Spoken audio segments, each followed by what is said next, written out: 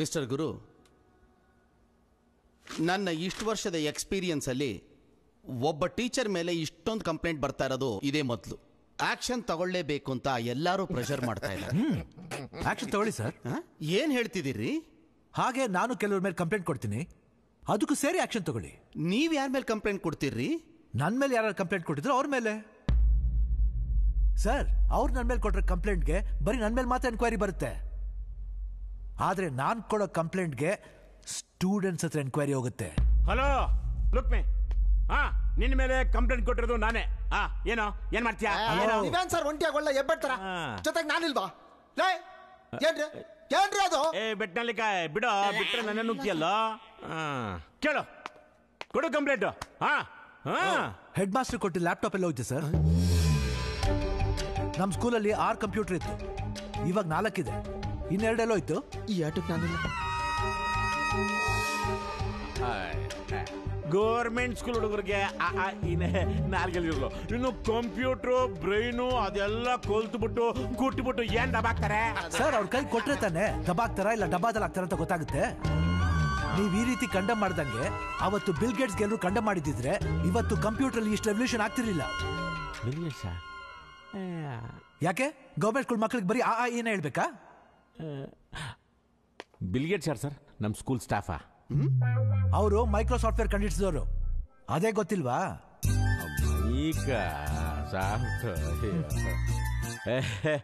Sir M Visvesvaraya, doctor Ambedkar, Lal Bahadur Shastri, Vallabhbhai Patel, Abdul Kalam, list ಹೇಳ್ತಾ ಹೋದ್ರೆ ನಿಮ್ ಆಯ್ಸು ಸಾಲಲ್ಲ.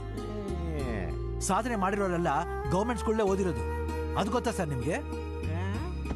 ಇದೆಲ್ಲ ನಮಗೂ ಗೊತ್ತು ಬಿಡ್ರಿ. ಹೌದಾ ಮೇಡಮ್? ನೀವು ಸ್ಪೋರ್ಟ್ಸ್ ಟೀಚರ್ ತಾನೆ? ಹೌದು. ಯಾವತ್ತಾದ್ರೂ ಸ್ಪೋರ್ಟ್ಸ್ ರೂಮ್ ನ ಓಪನ್ ಮಾಡಿ ಮಕ್ಕಳಿಗೆ ಏನೆಲ್ಲ ಆಟ ಆಡಕ್ಕಿದೆ ಅಂತ ತೋರಿಸಿದೀರಾ ಒಂದಿನ? ಅಯ್ಯೋ, ಏನ್ ಸರ್ ಇವರು ಹಿಂಗ್ ಮಾತಾಡ್ತಾ ಇದ್ದಾರೆ? ಇವಾಗಿರೋ ಪೊಸಿಷನ್ ನಲ್ಲಿ ಮಕ್ಳಿಗೆ ಆಟ ಆಡೋದ್ ಮುಖ್ಯನಾ ಓದೋದ್ ಮುಖ್ಯನಾ? ಆಟ ಆಡೋದೇ ಬೇಡ ಅಂದ್ರೆ ಅದಕ್ಕೊಂದು ಸ್ಪೋರ್ಟ್ಸ್ ಟೀಚರ್ ಯಾಕೆ? ಅದಕ್ಕೊಂದು ಪೋಸ್ಟ್ ಯಾಕೆ? ಅದಕ್ಕೊಂದು ಸಂಬಳ ಯಾಕೆ? ಕಿತ್ ಬಿಸಾಕಿ.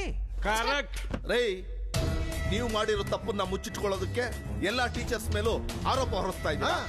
ಹೇಳಿ ಸರ್, ಏನ್ ತಪ್ಪು ಮಾಡಿದ್ದೀನಿ ನಾನು? ನಿಮ್ ತರ ಲೈಬ್ರರಿ ಇನ್ಚಾರ್ಜ್ ಅಂತ ಬುಕ್ಸ್ ತಗೊಳ್ದೇನೆ ಬುಕ್ಸ್ ತಗೊಂಡಿದ್ದೀನಿ ಅಂತ ಅಕೌಂಟ್ ತೋರಿಸಿದ್ದೀನ? ಇಲ್ಲ ಇವ್ರ ತರ ಮನುಷ್ಯತ್ವ ಇಲ್ದೇನೆ ಅಕ್ಕಿ ಬೆಳೆ ತರಕಾರಿನ ಕಮಿಷನ್ಗೋಸ್ಕರ ಮಾರ್ಕೊಂಡಿದ್ದೀರಾ? ಏನ್ರಿ ಯಾರು ಗೆಲ್ತಿದ್ದೀರಾ ಕಮಿಷನ್? ನೀವು ಕೂತ್ಕೊಳ್ಳಿ ಸರ್, ಕೂತ್ಕೊಳ್ಳಿ ಸರ್. ಹಾಗಾದ್ರೆ ನೀವು ಯಾವ ತಪ್ಪನ್ನು ಮಾಡೇ ಇಲ್ವಾ? ನೀವು ಹೇಳಿದಾಗೆ ಕ್ಲಾಸ್ ರೂಮ್ಗೆ ಒಂದು ಸಜೆಷನ್ ಬಾಕ್ಸ್ ಇಟ್ರೆ ನಮ್ ಕಥೆ ಮುಗ್ದೆ ಹೋಗುತ್ತೆ ಸರ್.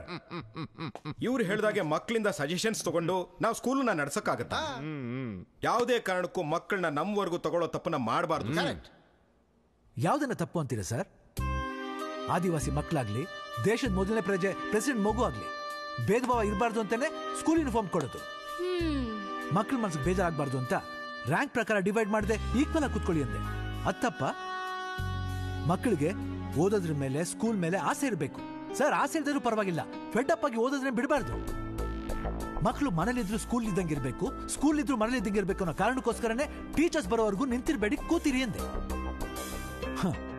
ದೇವ್ರು ಮನುಷ್ಯನ್ ಕೊಟ್ಟರು ಅದ್ಭುತವಾದ ವರ ಅಂದ್ರೆ ಮಾತೇ ಆಡ್ತಿದ್ರೆ ಮನಸ್ಸು ಇಷ್ಟ ಬಂದಾಗ ಯೋಚನೆ ಮಾಡುತ್ತೆ ಅಂತ ಹೆಣ್ಮಕ್ಳು ಗಂಡ್ಮಕ್ಳು ಫ್ರೀಯಾಗಿ ಮಾತಾಡ್ಲಿ ಅಂದೆ. ಯಾಕೆ ಸ್ಕೂಲ್ಗಿಂತ ಜೈಲೇ ವಾಸಿ ಅಂತ ಅನಿಸ್ಬಾರ್ದು? ಹೇಳಿ ಸರ್, ಇದ್ರಲ್ಲಿ ಯಾವ ತಪ್ಪು? ಅದನ್ನ ಬಿಡಿ ಸರ್. ಸಜೆಷನ್ ಬಾಕ್ಸ್ ಇಟ್ಟು ತಪ್ಪು ಅಂತ ಹೇಳ್ತಿದ್ರಲ್ಲ, ನೋಡಿ ಸರ್, ಮಕ್ಕಳ ಮನಸ್ಸಲ್ಲಿ ಏನಿದೆ ಅಂತ ಬರ್ತಿದ್ದಾರೆ, ಓದ್ಕೊಳ್ಳಿ.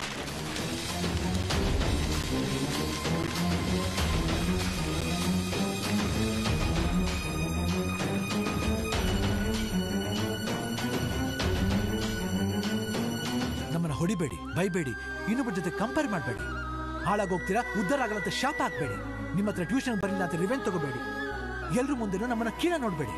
ಏನೇ ತಪ್ಪು ಮಾಡಿದ್ರು ನಮ್ಮನ್ನ ಸಪರೇಟ್ ಆಗಿ ಕರೆದು ಹೊಡೆದು ಬುದ್ಧಿ ಹೇಳಿ ನಾವು ತಿದ್ಕೋತೀವಿ ಅಂತ ಬರ್ತಿದ್ದಾರೆ ನೋಡಿ ಸರ್. ಹಾಗಾದ್ರೆ ನಮ್ಗೆ ಯಾರಿಗೂ ಮಕ್ಳು ನೋಡ್ಕೊಡಕ್ ಬರಲ್ಲ ಅಂತೀರಾ? ಯಾರು ಹೇಳಿದ್ ಮೇಡಮ್? ಸೂಪರ್ ಆಗಿ ನೋಡ್ಕೋತೀರಾ. ನಿಮ್ಗಿರೋದು ಒಬ್ಳೆ ಮಗಳು, ಹೆಸರು ಹೇಮಾ, ವಯಸ್ಸು 11, ಓದ್ತಿರೋದು ಇಂಗ್ಲಿಷ್ ಮೀಡಿಯಂ ಪ್ರೈವೇಟ್ ಸ್ಕೂಲ್, ಕರೆಕ್ಟಾ? ನನಗೆ ಈ ಡೀಟೇಲ್ಸ್ ಎಲ್ಲ ಹೇಗೆ ಗೊತ್ತಾಯ್ತು ಅಂತ ಶಾಕ್ ಆಗ್ತಿದ್ದೀರಾ? ನಿಮ್ ಮಗಳು ನೋವಿಂದ ಬರ್ದಿರೋ ಈ ಲೆಟರ್ ಈ ಸಜೆಷನ್ ಬಾಕ್ಸ್ ಸಿಕ್ತು. ಏನ್ ಬರೆದಿಲ್ಲ ಗೊತ್ತಾ? ನಮ್ಮಮ್ಮ ಯಾವಾಗಲೂ ಅಪ್ಡೇಟು ಅಂತ ಮೊಬೈಲ್ನಲ್ಲಿ ಫೇಸ್ಬುಕ್ ವಾಟ್ಸಪ್ಪು ಅಂತ ಬ್ಯುಸಿಯಾಗಿರ್ತಾರೆ.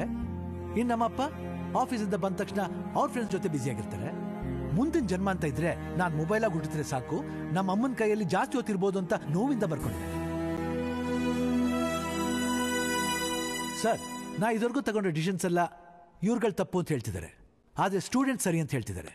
ಇಷ್ಟಾದರೂ ಇವ್ರುಗಳ ಮಾತು ಕೇಳಿ ನೀವು ನನ್ನ ಮೇಲೆ ಆಕ್ಷನ್ ತಗೋಬೇಕು ಅಂತಿದ್ರೆ ನಾನು ನಿಮ್ಮ ಮೇಲೆ ಕಂಪ್ಲೇಂಟ್ ಕೊಡ್ತೀನಿ.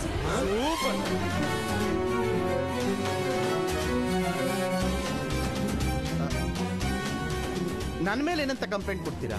ಬೇಕಾದಷ್ಟಿದೆ ಸರ್. ಮಕ್ಕಳಿಗೆ ಸಹಾಯ ಆಗಲಿ ಅಂತ ಸರ್ಕಾರ ಮಾಡೋ ರೂಲ್ಸ್ನ ಬ್ರೇಕ್ ಮಾಡಿಲ್ವಾ?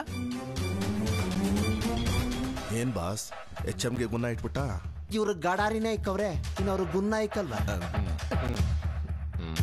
ಇವ್ರುಗಳು ನನ್ನ ಮೇಲೆ ಕೊಟ್ಟರೆ ಕಂಪ್ಲೇಂಟ್ಗೆ ಸಾಕ್ಷಿ ಇದೆಯೋ ಇಲ್ವೋ ಗೊತ್ತಿಲ್ಲ, ಆದರೆ ನಾನು ಹೇಳೋ ಪ್ರತಿ ಒಂದು ವಿಷಯಕ್ಕೂ ನನ್ನ ಹತ್ರ ಪ್ರೂಫ್ ಇದೆ.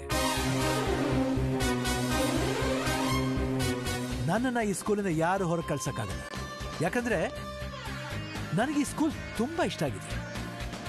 ಇಲ್ಲಿಂದ ಬೆಂಚ್ ಏನು, ಒಂದು ಪೆನ್ಸಿಲ್ ಹೊರಗೋದ್ರು HM ಆಗಿ ನೀವು ಕೇಳ್ತಿರೋ ಇಲ್ವೋ, ಆಸ್ ಎ ರೆಸ್ಪಾನ್ಸಿಬಲ್ ಟೀಚರ್ ಆಗಿ ನಾನು ಕೇಳ್ತೀನಿ. ಸರ್, ಇದುವರೆಗೂ ನಾ ಚೇಂಜ್ ಮಾಡಬೇಕಾಗಿರೋದು ಸ್ಟೂಡೆಂಟ್ಸ್ನ ಅನ್ಕೊಂಡೆ, ಇವಾಗ ಗೊತ್ತಾಯ್ತು ಟೀಚರ್ಸ್ ನಾನು. ಯಾವಾಗ ಸ್ಟೂಡೆಂಟ್ಸ್ಗೆ ರೂಲ್ಸ್ ಆಗೋದು ಬಿಟ್ಟು ಟೀಚರ್ಸ್ ರೂಲ್ಸ್ ಆಗ್ತಿರೋ ಆಗಿ ಸ್ಕೂಲ್ ಉದ್ಧಾರ ಆಗುತ್ತೆ. ಸಾರಿ ಸರ್, ನನ್ನ ಕ್ಲಾಸ್ ಟೈಮ್ ಆಯ್ತು.